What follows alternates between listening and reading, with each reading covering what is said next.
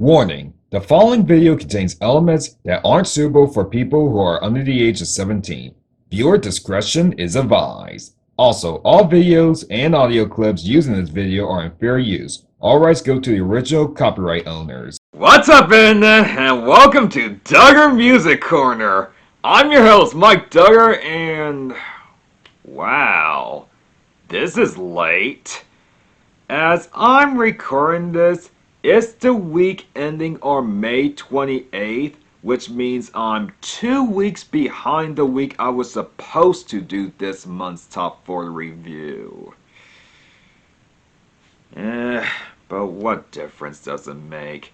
It's not like 2022 has been an interesting year for charts anyways. In fact, due to how uneventful this year has been, I was strongly considering taking another break from reviewing any music for once, cause as a person whose hobby is to analyze the current biggest songs in the top 40, there should be some movement and conversations around the internet of the highest trends. But over the months, it's been nothing but 2021 repeats, songs that should have made the 2021 year chart last year, and songs released in 2021 that only got traction in early of this year. There's no reason for me to review the top 40 if not much is going to go on this year, is what I would have said if things weren't actually happening this month. Yeah, look at the charts this month. Was originally old news this, old news that, but now it's been album bomb after album bomb after album bomb. The Hot 100 in May has been the month of Future, Jack Harlow, Bad Bunny, and Kendrick, and they've all come to kill the 2021 and early 2022 hits that have overstayed their welcome at this point. Save Your Tears, Levitating, Set My Boots, Fancy Like, they're all gone and never coming back. However, I did underestimate how powerful the albums that have dropped these past few weeks would be on the charts. If I had known that the charts were going to be this disruptive, I probably would have done what I did back in September and covered the month of the week before the store comes in. But I was caught with finals, so I'm going to have to deal with the first week the hurricane came to Billboard land, which is the week containing the second Tuesday of the month where I usually do these reviews anyways. I'm talking about the Future week, where he has 12 songs in the top 40. And I wish that wasn't the case, because while I wanted things to happen, I didn't really mean reviewing the songs from the same artist, let alone album. Which is why I've come up with a proposal. Remember back in June where I had to deal with 7 Olivia Rodrigo songs after the week of the Sour album bomb happened? Well, I've decided that if an album bomb happens on the week I have to review the top 40, and there's 8 or more songs in the top 40, I'm gonna veto reviewing any songs from the album that's not at least in the top 10. The only time I might review an album bomb song that's not in the top 10 is if I really love the album to the point where I want to review all the tracks in the top 40, or if one of the songs out of the top 10 is part of my best and worst month awards category. So I still listen to all the new songs in the top 40 this month, I just won't review any of them that's not in the top 10 unless I love or hate them enough to give it a best or worst of the month award respectively. So if you want to know what future songs are out of the top 10 and are needed the best or worst of the month, they're scrolling up the screen right now. So when it's all said and done, we have 11 songs we're reviewing this month. Let's get started. I don't feel a single thing. Have the pills done too much? Well, one of my wishes came true. So last month, when I was rambling on how boring the charts have been because old hits from last year just wouldn't go away in the drunk I don't want to go home segment, I listed some songs that were just below the top 40 at the time because they felt more like 2022 hits to me and I was really interested in talking about them. But that was the only reason why I wanted to talk about these songs, because they were the closest thing we have to something interesting in 2022, or I liked them a bit that I wanted them to enter the top 40 so I can give some more positive reviews in my top 4 review series this year. Yeah, I'll be honest, this year has lacked any huge standouts for me besides whatever reached their conversation peaks in late 2021, because everything else that's reached the top 40 have been songs that either exist or songs that got old for me very quickly. Even songs I gave gave 5 out of 5s to wouldn't even touch the honorable mentions in 2020 or 21, or I got bored of in a few weeks because of how much better versions there are from previous years. There just haven't been many songs this year that I felt strong about on the positive or negative side. So to see Numb Little Bug finally entering the top 40 after waiting months to talk about it kinda makes me feel a little bit better, because one of the few songs that charted in early 2022 that I would put on best list with no hesitation. And that's mainly because of how much it speaks to me. Now, I'm not going to go into too much details, cause it's always been difficult for me to write about how songs pertain to my personal life, and I'm not a person who likes to open up anything about what's going on behind the scenes personally, but I've been feeling the worst I've ever been these past few months. I've had too many negative thoughts recently, things haven't gone my way personally, and even though I want to try to keep going on with my life and not take the easy way out, I don't know, I just keep feeling empty inside, and feel like life doesn't have any big meaning, and the only reason why I'm still here despite not wanting to deal with my awful life problems is just because. So even though I haven't been playing much music recently because of burnout on hits, more than anything, I've been feeling so numb to life that music, the one thing that keeps me going in life, couldn't even bring me joy. So when I gave music a chance again eventually and checked out this song,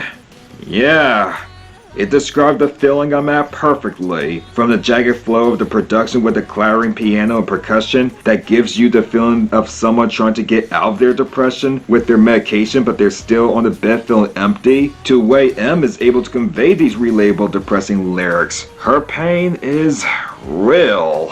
I hope the song keeps finding the bomb so it can clinch a year-end spot, cause as one of the few real release 2022 hits that made me feel strong emotions, it's gonna need that spot. Definitely gets a 5 out of 5. I danced with the devil so long, she pulling me closer. Alright, here we go with the future. So apparently I've just learned that I basically listened to 3/4 of that album. There were 16 songs total on I Never Liked You, and 12 songs debuted in the top 40. So I guess I almost listened to an entire Future album, much to my dismay. If you want to know what I got from these 12 songs, it would be nothing really. Most of the tracks I had to hear from him were very forgivable, and I had to listen to them a lot to be able to distinguish them and choose which ones are better than the others. It doesn't help that the best tracks from the album are actually in the top 10, so in reality I was really fishing for the worst of the 12. And while the worst one was obvious, as I'll get to in a couple minutes, I wasn't sure which one would begin the dishonorable mention. After spending hours on really absorbing the tracks, I've decided that VOODOO deserves the second worst award. I mean, I guess the beat's alright, with the piano keys, trap percussion, and even the chipmunk vocals, but that's the only praise I have for it, cause everything else is a mess. We have Kodak coming in with his chorus where he's comparing angels and demons while contemplating why everyone hates him, and his singing voice is whiny and just awful. Future wasn't any better, as he doesn't even spin on Kodak's chorus and instead just rap his usual stick. Were they even in the same studio when they recorded it? Cause this feels like to me an unfinished Kodak song that Future decided to capitalize on to have an emotional song on the album when he himself doesn't sing a single line that pertains to contest shows. So yeah, this was a waste and I'm giving it a 1 out of 5. I be in a loop, she be in a group, Brody want a friend. So it looks like Lil Baby released 2 songs last month that debuted in the high half of the top 20, and I didn't hear any buzz behind the 2 singles for them to debut as high as they did. Like, I can tell when a song is gonna debut high if I hear a lot of people talking about it, and I have no memory of hearing anyone say anything about Right On or this song. But I've never been the best at keeping up with current music, and I have been out of the loop recently. So what would be my thoughts on it in a minute? It's song that was in the top 40 this week. That's what I have to say about it. The B is decent, but only because of that Ellie Goulding sample, which is basically the same one Drake used in his Nothing Was the Same deep cut Pound Cake. In fact, I was originally going to give it a low 3 out of 5 because of sample production, but after listening to how better was used in Pound Cake, I don't really have any use for it, especially when everything else in the song from the lyrics and his flows aren't anything noteworthy. Oh, and he's made better songs too. So for that, I'm giving it a high 2 out of 5. Baby, ¿qué más? Hace rato que no sé nada de ti. It's nice to see someone else in the reggaeton scene besides Bad Bunny debuting songs in the top 40. Even though I'm not too familiar with Karol G, I do still enjoy that Mommy song with Becky G. And as for her might be next to Provenza, you know what? I like this one too, and think it's better than Mommy. The tropical production sounds nice with the ocean waves and maybe seagulls that appear occasionally in the background, and they complement Karol's voice really well. The translated lyrics are basically a relationship song where she and her SO do a bunch of crazy antics at the beach, and they're nothing to write home about, but that's fine. The song still sounds perfect for beaches, and whenever I get around to dating, this would be a perfect soundtrack for me and my ladies screwing around on a nice tropical island with beautiful pristine beaches. Let's hope this sticks around to make the year-end chart. I give this song a 4 out of 5. I can boss a bitch up for a nut. That little bitty watch ain't one thing. Yeah, this shouldn't come as a surprise that this is the worst track off the album and month in the top 40. The last time we saw these three together was on one of the few songs released in 2022 that had success in the winter, Pushin' P, which was a song I wasn't a fan of, and I like this one even less. The hook is annoying, the beat is great with the buzzy snits and trap snares, the lyrics referencing nuts are disgusting, the rest of the lyrics are nothing different from what you usually get from these types of songs, and none of the three rappers bring any charisma or engaging flows. Also, if I hear that whistle sound that comes in on each line one more time, I might destroy something in my room. But overall, trash song with almost nothing worth of value, and it's definitely getting a low 1 out of 5. Turn up the music, turn down the lights. I got a feeling I'm gonna be alright. Oh yeah, I could use some 70s inspired disco music right now, and this track sounds like something that wouldn't sound out of place in 1979, with the groovy bass line, the flute in the chorus and bridge that reminds me of The Hustle, the red bridge that was prevalent in a lot of disco songs I've heard, and that same bridge represents another disco song that was popular after the demolition happened. But when I'm making this compliment, that's a sign that you've made a great song. I've just praised the instrumentation where it's obviously fun, danceable, and energetic, but the chorus is infectious, and Lizzo showcases a lot of charisma and personality on this tight groove as she reveals her excitement to be back in the club after these past few years to unwind and dance. Also, it's ironic how the one song that's rising up on the charts during these album bombs is called About Damn Time, because it feels like Lizzo is trying to tell Billboard that it's about damn time to stop being stagnant for once and make way for some new blood that people will be interested in. And if there was a perfect way to set the mood to make way for the new hits, it would be playing this song, and I'm glad Lizzo is finally getting a new hit after Ruin's flop, cause say it with me now, it's about damn time she finally got another one after 2019. I give this a 5 out of 5. Play with the legacy, having more stripes than the rap for the trap and the sport. Go back to the basics, connect with the zones, then we take out to New York. I really have nothing to say about this track. It's just another joint where Future brags about being on top of the game with a weak ass beat and interpolation of Hot by Young Thug on the hook. And even though I was hard on that song back in the day, at least the beat had some energy to it, and I eventually came to understand its appeal. This on the other hand is just lazy with no standout lines or competent flows, and the fact that this semi-nothing song is 4 minutes and a half makes this slog even more infuriating. Another 1 out of 5 from you, Future. Money real long, biggest King Kong when you make the trap go jump. Yellow wrist stone, canary yellow stone, I'm putting on that stuff. Well, we're at the album opener, and it seems to be considered one of the good tracks from the album, and I'm honestly not feeling the same way. Still not a fan of the delivery or the lyrics. I will say that the beat is much better than the other ones I've talked about, but other than that, I get no reaction out of this one. Sorry, 2 out of 5. Chief out of flight, nigga can't even see me on way out of here, I'm too far in the sky. Heard me, it's ash for the dog, my ashes. Bitch so pretty, look better than Cassie. Here's the other acclaimed track from the album, and I kinda see the appeal with this one. I enjoy the beat more. It goes more for an eerie vibe, which is the good kind of eerie, especially with the operatic vocals after the two verses, which sounds like ghosts singing. Future flows aren't that bad here, and even though the lyrics are still the same, they're better written here. Also, I appreciate him giving a shout out to Cassie in the chorus, cause while I know he's saying that the woman in the song looks better than her, hearing her name has actually reminded me of how awesome her soul hit from 2006 Me and You is. I wouldn't say that this song is anything special, and it's only getting this rating because of the beat, but for a future song, I wouldn't mind having it in the background. 3 out of 5. I've been throw up the sex in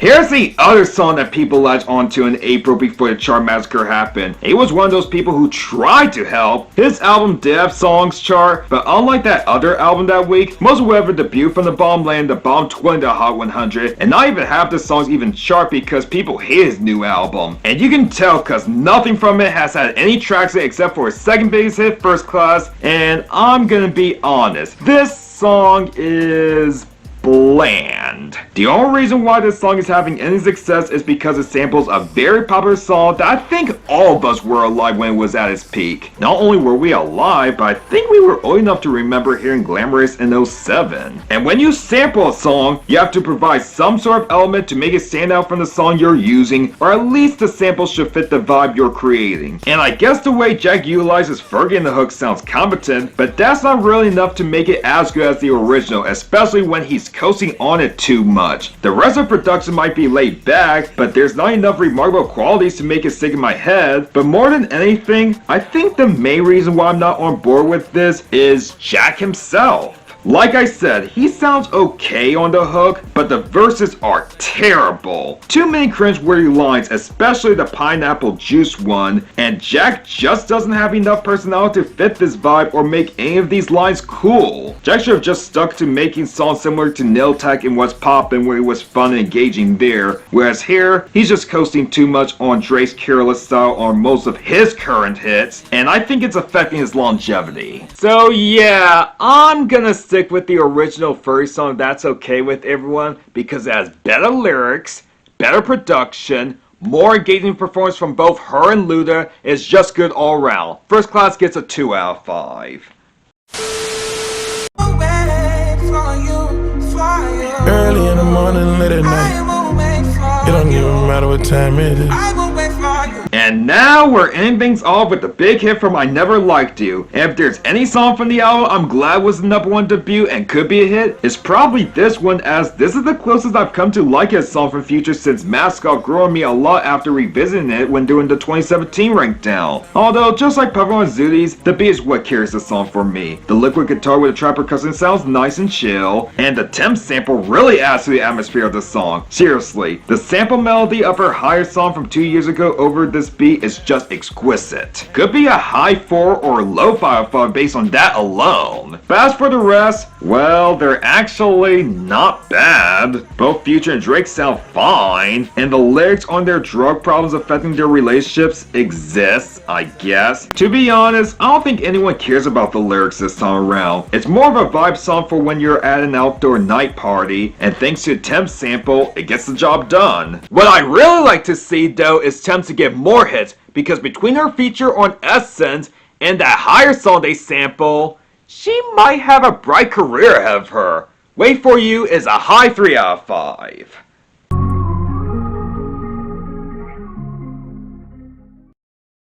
Well, those were my thoughts on the songs in the top 40 as of May 14, 2022. I mean, at least things are happening again despite not feeling this month all that much. It was really Future that brought it down as a whole. Remove all his songs, but the highest debut one, and it might have been a decent month. But as is, it was painfully mediocre at best. But we must discuss the awards. Best of the month is obviously Numb Little Bug by Beihold. Honorable mention is About Damn Time by Lizzo. And for the worst of the month, well, I've already told you when talking about the song. Try to pay attention, or you can just look at the description and the timestamps where I always spoil my awards if you want to know. Same thing goes with a dishonorable mention. Well, I guess Billboard has finally gotten out the 2021 music scene.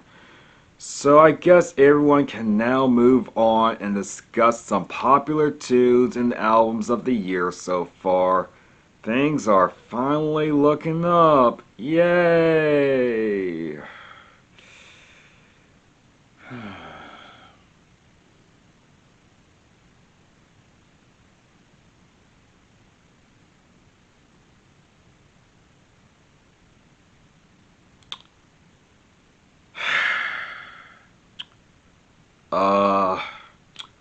I've been thinking. I'm kinda disappointed myself. This year has not only been slow for the charts, or it used to be, but it's been the same for my channel. I mean, I'm still doing these monthly top 4 reviews, but I haven't released any big content since January. And while I can make excuses that my spring semester in college was hard on me, and my depression basically slowed down any motivation I might have had on getting a bunch of projects I had planned done, I still feel like I should have powered through. I really wanted to have a long video out before the summer, especially when I said that the video would absolutely be coming out this month in my last top 4 review, but I failed. Not only did it take forever for me to plan what the thing was gonna look like, but the script process isn't even better. I'm not even halfway done with it thanks to the constant writer's block I've been having for weeks, and now that most of the 2021 hits have left the chart, and I still haven't finished my list season content,